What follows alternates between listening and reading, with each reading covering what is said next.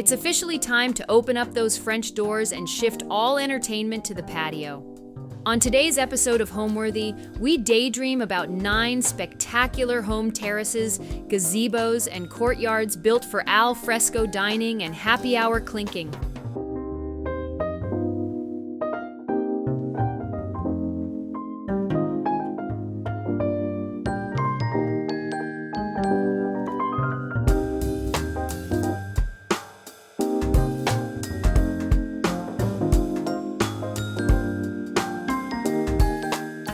You're watching Homeworthy, where we believe every home has a story. Before today's episode, click the join button below to support all of the storytelling we do on this channel.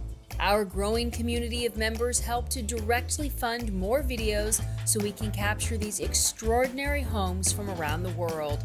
So join today to receive early and exclusive access to new Homeworthy videos. You're watching Homeworthy, where we believe every home has a story.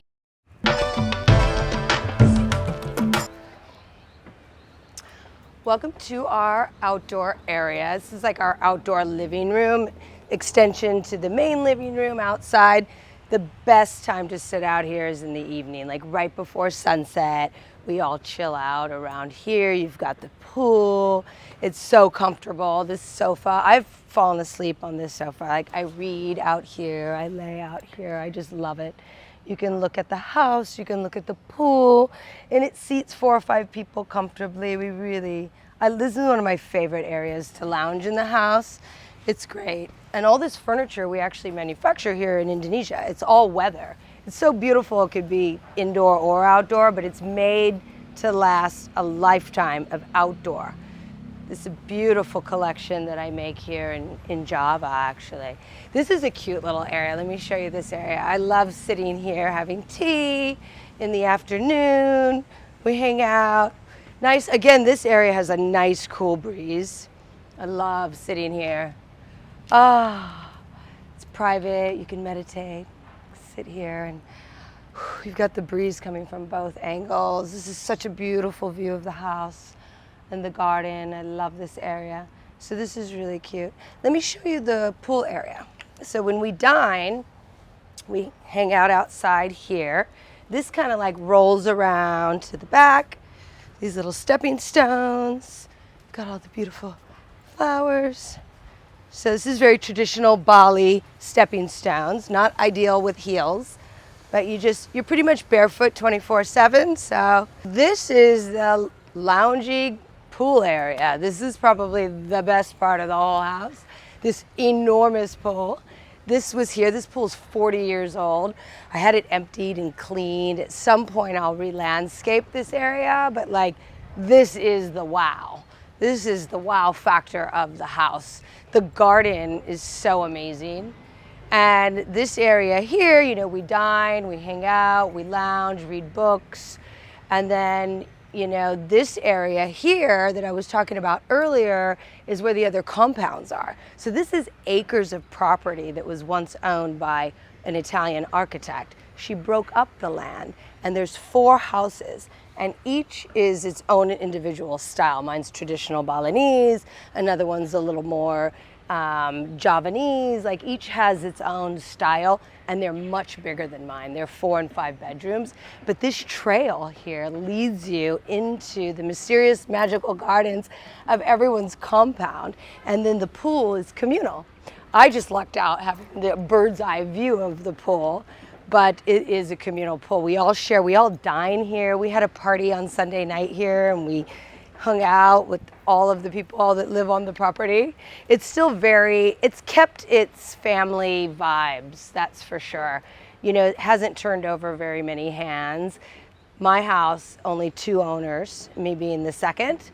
And then this house, only 2 owners from Australia. And then the other 2 are the original architects that found the land and developed it 40 years ago amongst the rice fields. So on the other side of this garden is all rice fields still today. It's developing quickly, but it still exists, and it's pretty magical. This is a magical property, and I feel so grateful to be a part of this community that I was accepted and offered this space is really a dream come true for an artist like myself. I love it. I love it. It's so beautiful. And this, I mean, these are the trails that take you to each individual home. So the landscape, when I arrived 7 months ago, was super overgrown. I mean, it was beautiful, but it was too much. That was one of the challenges of renovating. I knew I needed to do the indoor, but I wanted to start with the outside because you spend most of your time outside. So we cleaned up some areas and we opened up so that our house would have a better bird's eye view of the pool. And then we, cleaned up and trimmed, and we're still sort of sculpting this garden. Nobody did anything to the garden or the house for 40 years. I mean, it was clear that they were fine with the way it was, and they really just did an update. We added lights. We've now carved through the garden. One of the traditional plants that I love are these frangipani trees. So we've got about 5 of them around the garden. Can be a nuisance because these little beautiful flowers that smell so amazing, and a lot of times you'll see, these in people's hair when they come to Bali. So this is a traditional plant called frangipani, also known, I think, as ylang ylang. Like, people use it to make essential oils, and they're so cute. My kids, when they're little, used to climb these trees, and I have so many photos of them in these trees. I mean, this tree is over 50 years old. I mean, it's huge. And these are the little flowers. And they fall all in the pool. Every morning we pick them up. Our outdoor furniture is amazing. We make it here in Java. It's all solid teak, and the rope is actually rope used on boats, so it's all weather. And the contemporary design mixed with the traditional rope and teak, just something fresh and new, something exciting to see. In the outdoor world, of furniture, I love the contemporary lines.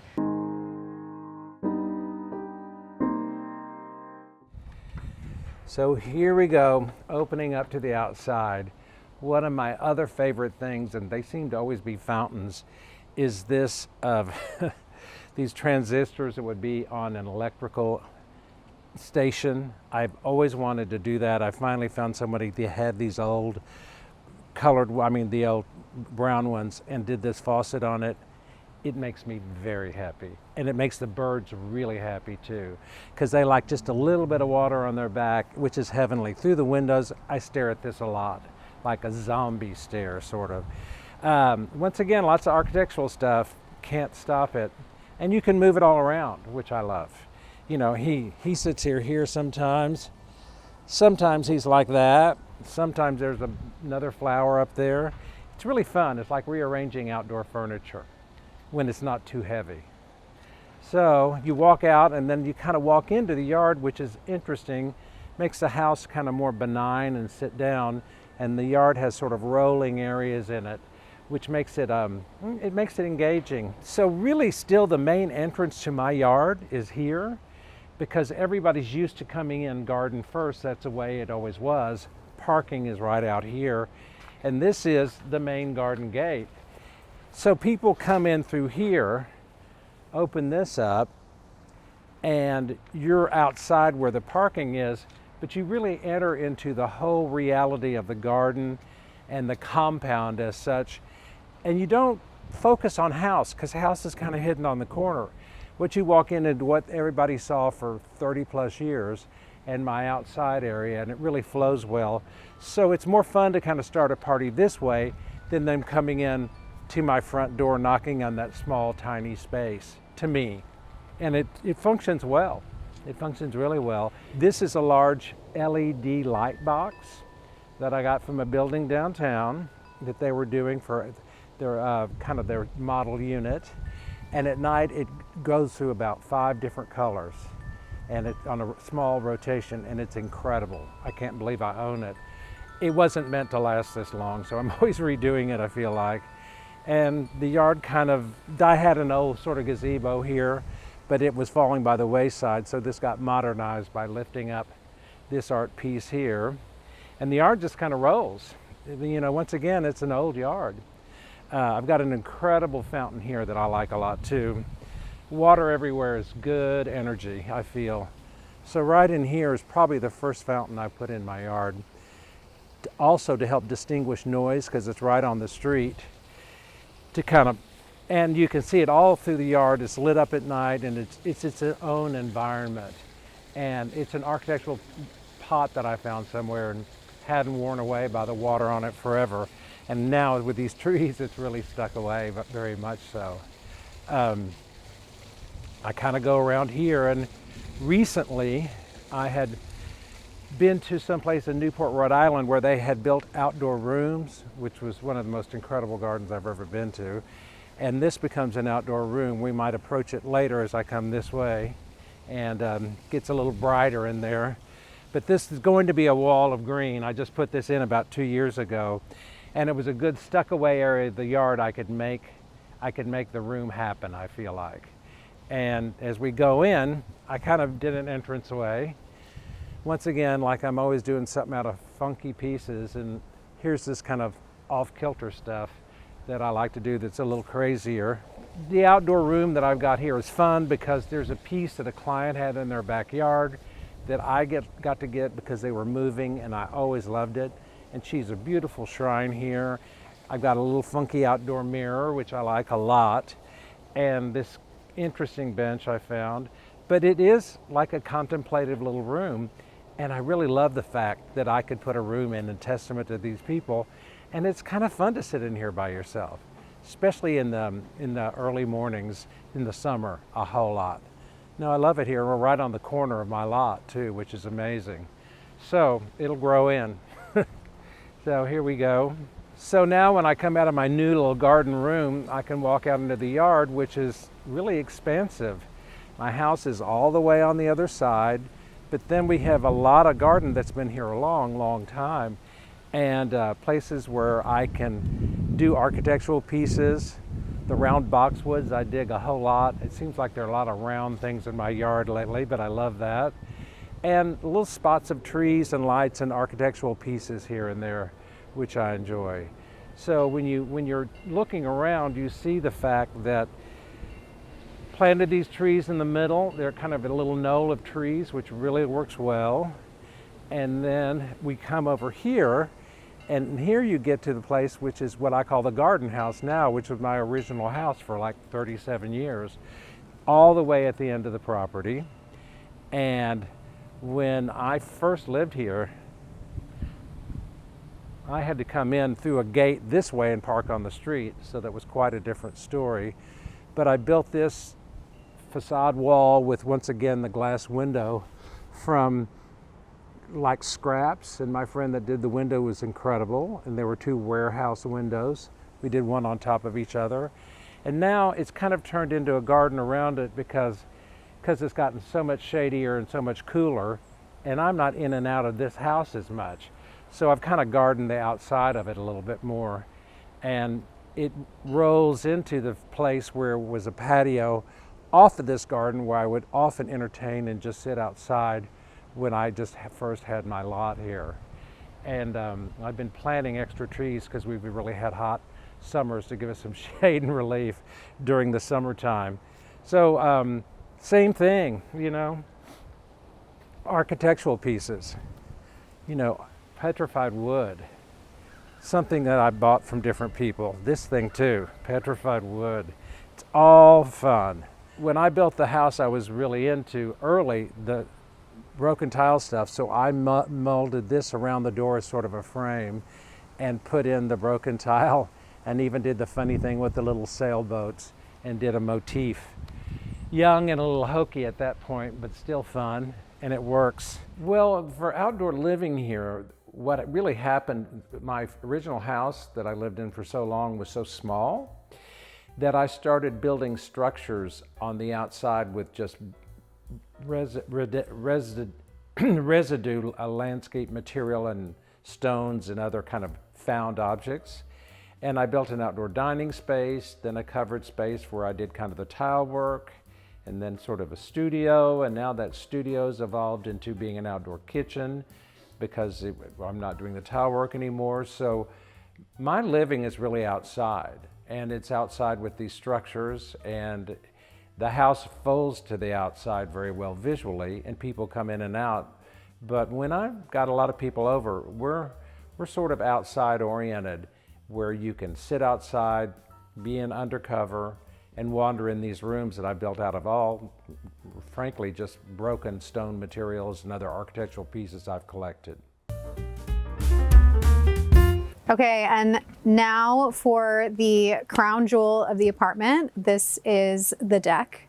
So this has a really beautiful view of a waterway here. There's always boats coming to and fro.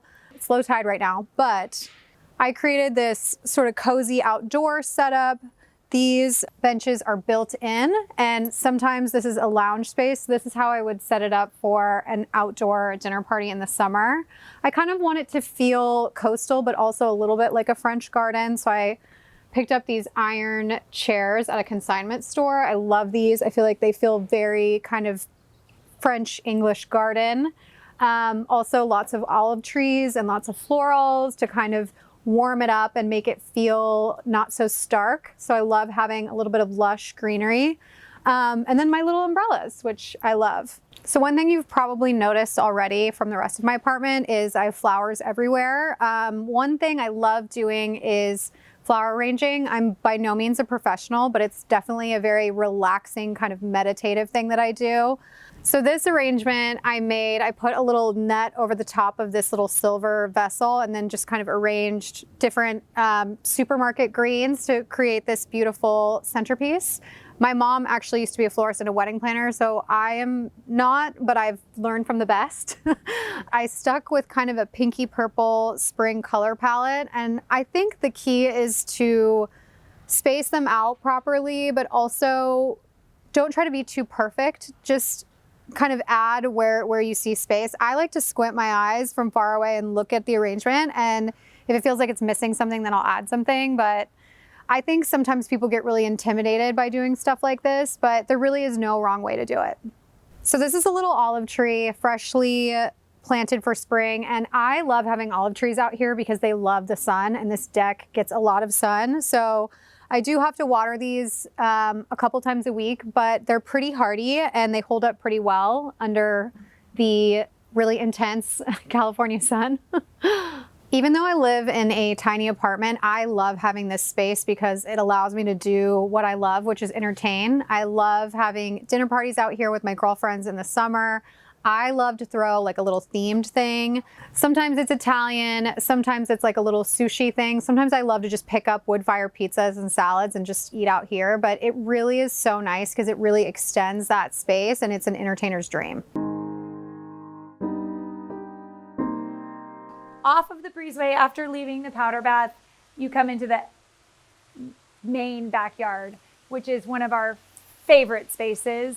I realize I say that about a lot of spaces, but we spend the most time out here, especially in the summer with the kids, the pool.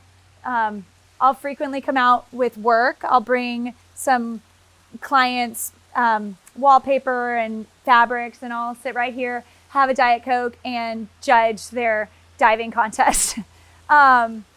This pool, I joke that in the fall, at a lot of pools, it becomes like a 30,000 gallon fountain, but we do use our pool. My crazy kids are in it, even into the winter. But for the most part, we are about to transition to hot tub time. One thing we were able to do when we built the house, which I was really grateful, being someone who cares about the resourcefulness, we pulled up all of the old travertine tile. There was about like 2,000 square feet of it, and it was everywhere. And it just made the whole backyard feel like one big stone backyard. And we ripped it all up, stacked it, cleaned it, came back in, laid it in these cool rectangular pavers, and had turf put in between it. So it's kind of a fun way to have right off of these main doors that come off of the living room to feel like you're truly in the outdoors, even though with the patio, we really would have never been able to have grass grow. So it's kind of one of those things that I think helps bring the indoors and the outdoors a little more easily together when you don't have irrigation or you don't have the sunlight you need to grow grass. And in this backyard space, we kept real grass, We purposefully did these giant riser stairs so that when we have kids over, they can sit here, eat pizza, dry their towels off, hang out. So it's added seating. When we're watching football games, it's kind of stadium seating. And then out here, this is where the kids run wild. At any given time, we usually have about 6 nets. We have a volleyball net, a soccer goal, a soccer rebounder, a football thrower thing, I don't really know. And then we have this little putting green that's kind of fun. Our kids can chip over the driveway between this one little hole that's on the main lawn over to the other side. So we've tried to utilize every inch of the yard. Really being outside and having the space for the kids to run and host is really important to us. So we tried to maximize all the spaces to do that. One thing we did, which maybe people have differing opinions, but by the pool, we really wanted it to be clean. So when the kids jump in the pool, they weren't getting grass all over the place. And also it's just a little bit cozier. We put turf right by the pool. So on the levels that are down below, it's all turf.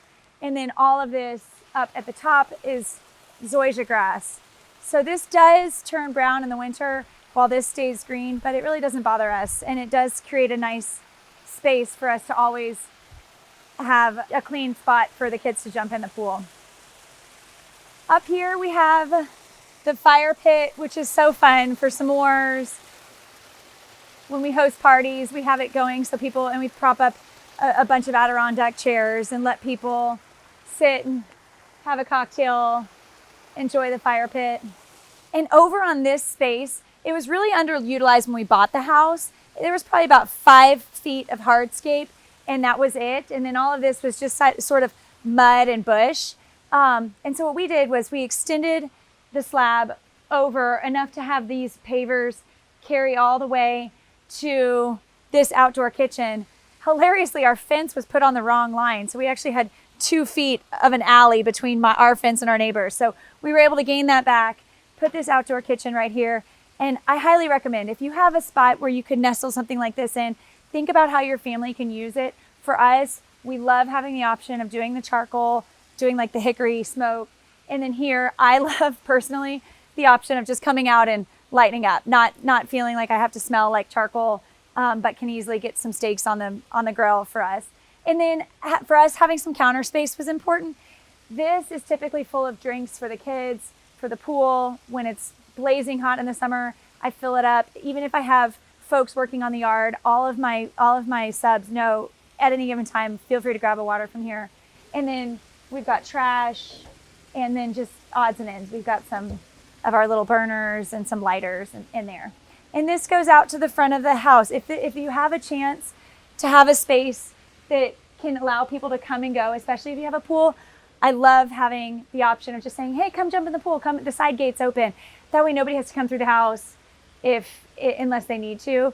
And then also when we're out of town, we can say, hey, bring your family over, use our pool, come in the side gate, the pool bath's available. And that happens a lot. We love letting people use our space when we're not around too.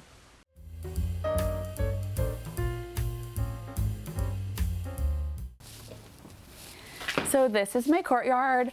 It is a perfect place to have an al fresco meal. It's really peaceful up here in Beechwood Canyon, so it's often very, very quiet, which is amazing. I've done very little to the outside space because it's just, the original house is exactly as it should be. I've done some of the planting and of course the disco ball. I spent a good amount of time out here because the weather in LA just allows you to be outside. We're in January and it is perfect out. So we spend a lot of time out here, lots of meals out here, and I have a seating arrangement that's, you know, with fire pit and all, so that it can also be used as sort of your outdoor living space. The awnings in the house are not original to the house. The previous owners would have put them in. But I kept them because they really work. It sort of gives a hotel vibe too, which is fun. I wish I had a green thumb. I sure try. My parents are really good at it. I am not. At the moment, nothing's really flowering. I did put a lot of flowers in, but it's just not the season. I have gardenias, which we have at the farm back home in South Carolina. So that's really nice because the fragrance of them is so nostalgic for home. I planted an orange tree and a lot of succulents. It's just to kind of fill it in a little bit because this is all mostly hardscape. So the fun thing about the courtyard too is that the house is really situated around it. So this would be a bedroom, that's another bedroom, that's the dining room, and then of course the living room. So it's all very central around this space, which is really nice for indoor-outdoor living.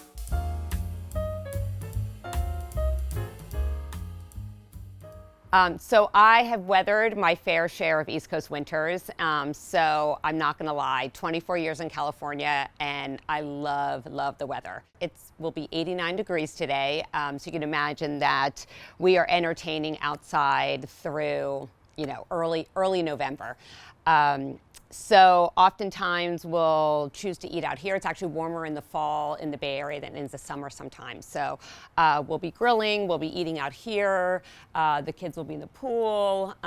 It's really sort of our spot that we are the majority of the time. We love being out here. So if you're looking for my husband, this is where you'll find him 90% of the time. Either falling asleep, having a nap, watching TV, but this is, instead of the typical man cave like in our basement, this is his spot, which of course I join him out here as well, but he's always watching a football game or golf all the time. And really, again, this is an extension of our family room, and I may be inside watching something different than what he's watching out here, but we love being out in this space. And again, we're always back and forth between the house and the back patio.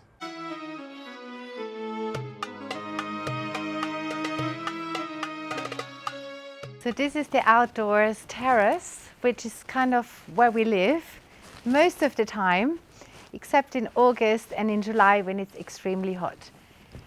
But it's just wonderful because this house has an unprecedented view, 360 degrees view of the Atlas Mountains. I can see the sunrise, the sunset. It's a whole natural spectacle here. And I've seen eclipses. It's just wonderful.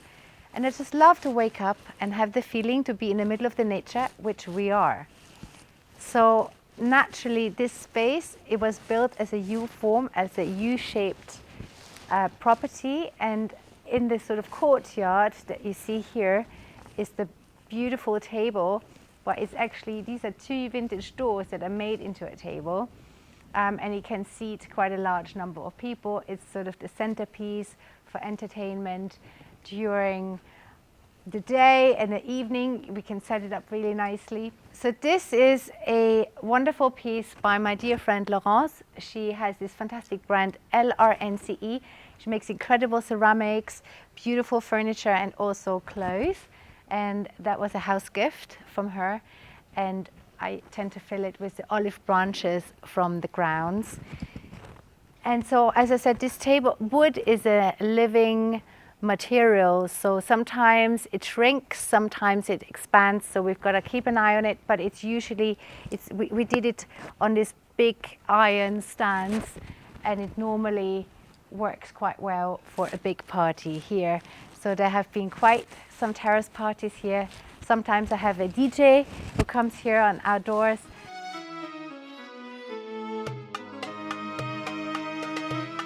So I started my career in the 90s working alongside Mr. Saint Laurent, and I was a PR assistant. I was quite young back then. It was really exciting. I was living and breathing fashion. I was always based in London. I was in Paris a lot. And of course, he was a big inspiration when I came to Morocco, which was back in the day as well. It was even before I was working for Saint Laurent. I was working as a model. And I came here originally for a shoot. So I came here to Marrakesh for a photo shoot, and with a photographer called Sammy Hart, who is still an amazing photographer. today in Germany, and he does a lot of incredible work. So I came here with Sammy, and I thought, what is this place? It's just like, it's bonkers. It's kind of like, I've never seen anything like it. I mean, we don't have this in Europe, and India is very far away. It's like, well, maybe one day, if I have the opportunity, I'd like to come here and explore this further. And then I started to work for Monsieur Saint Laurent, and then he, of course, he had a house here, several places, and that was a really big inspiration for me to come here and explore the territory further. And I've been coming here for about 30 years now, on and off.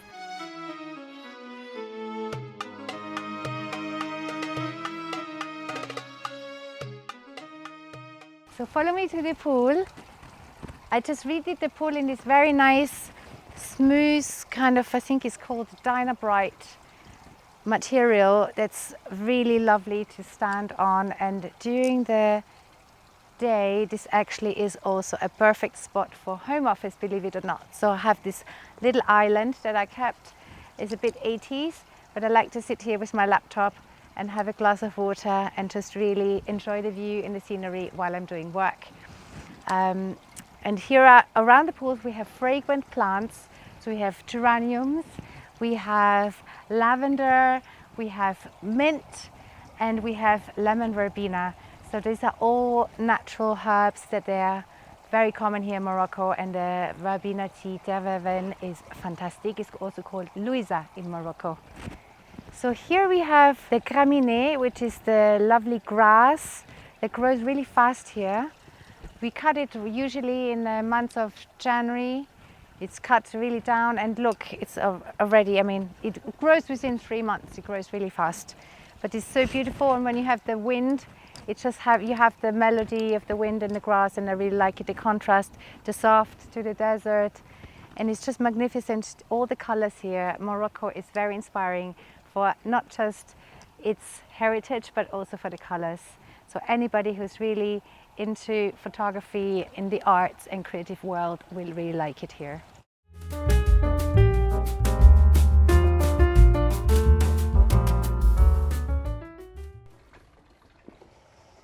All right, so now we're out in our courtyard. You know, this was a space we weren't quite sure what was going to come, because we had a really great sized backyard post this addition. So imagine this not being here and this all being yards. So we had a nice sized yard, and you know, one of the things we were concerned about is what are you going to have left over? And we just got lucky. So what I decided, previously this was turf and flower beds and lots of curving and more English in style. And so, and I hate that it's February in Texas. There's not a lot of things blooming right now, and it's a little bleak out here, but you get the gist.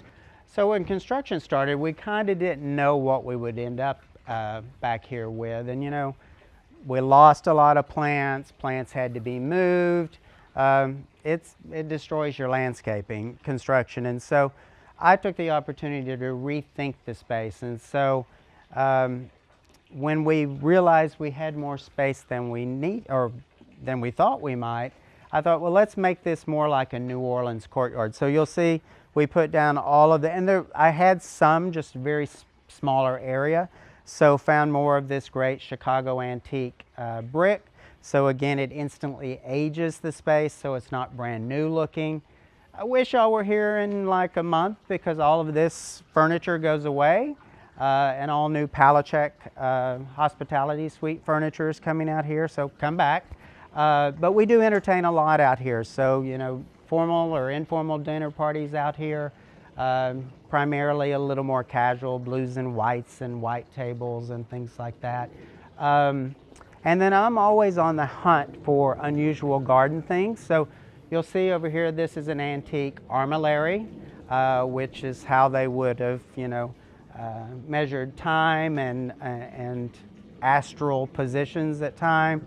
You know, I warned you at the beginning of this thing, I'm a little bit of a thief when it comes to my mom. 2 of these French statues in the corner. She had just found those at a garage sale, and I was out there and I said, those are going in the back of the car. And so those came home with me. So, and this was a birthday present from my mom several years ago, bronze fountain. She wasn't a fountain for probably 6 years, and then once we built this courtyard, had her plumbed and dropped the reservoir in there, and so now she's great. Now I have to admit, on conference calls, I always have to close the door because people are like, "You're in the bathroom," and I'm like, "I swear that's a fountain, that's not me in the bathroom." So love that. And then I love anything Victorian, and we were recently in Fredericksburg last month, and I found this just fantastic Victorian plant stand. I know some people are like, "Ugh, gross, chippy iron," but I just love it. And I have, containers throughout the garden.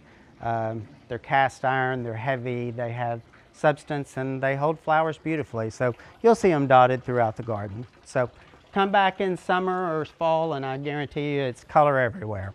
Right now, kind of bland.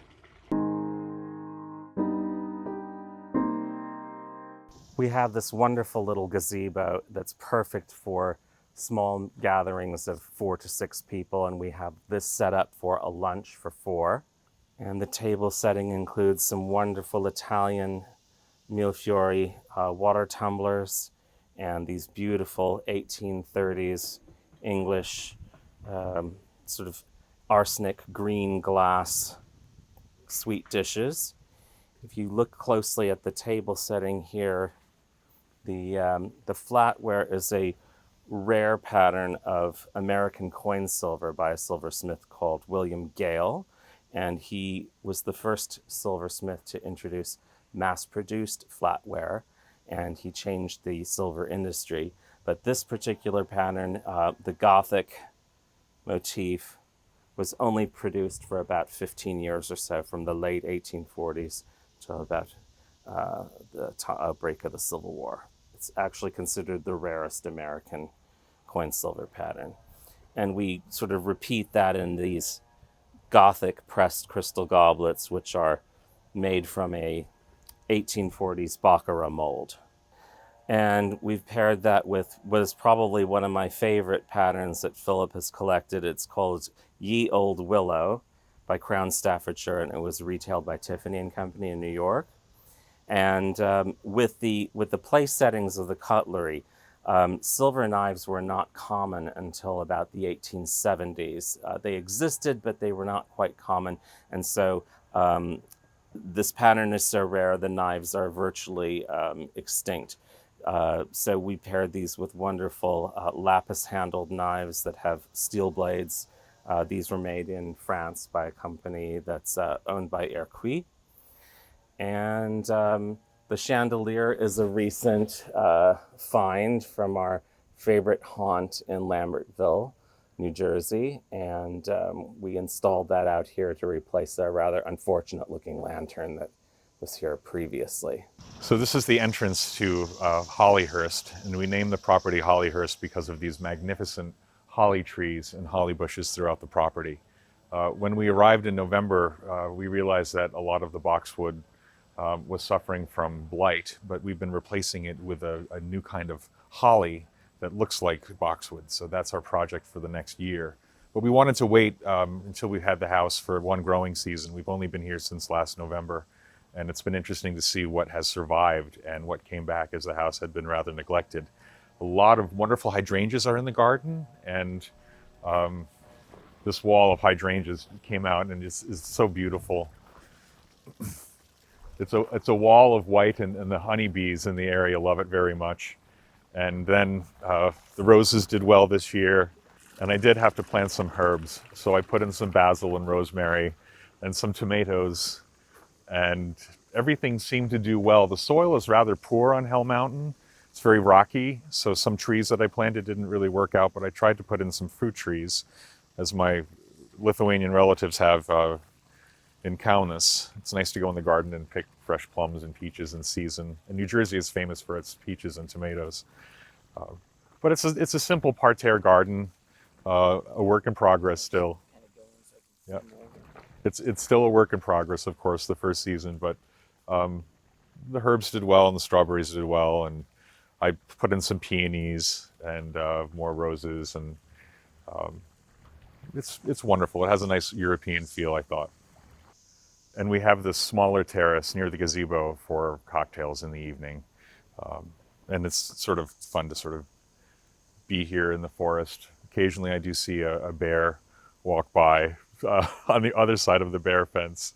But it's exciting. There's great wildlife out here. We have foxes, we have deer, coyotes, and I think we even have some mountain lions. Haven't seen those yet. Thanks for watching. Be sure to go to homeworthy.com for exclusive content, shopping guides, and so much more.